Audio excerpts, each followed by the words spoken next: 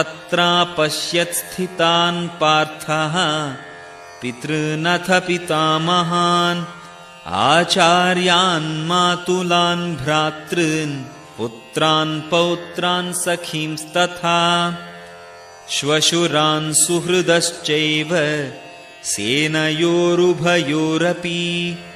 ఇరుపక్షపు సేనల మధ్య నిలిచిన అర్జునుడు అక్కడ తండ్రులను, తాతలను, గురువులను, మేనమామలను, సోదరులను, పుత్రులను, మనుమలను, మిత్రులను, అట్లే తన మామలను, హితులను చూచెను.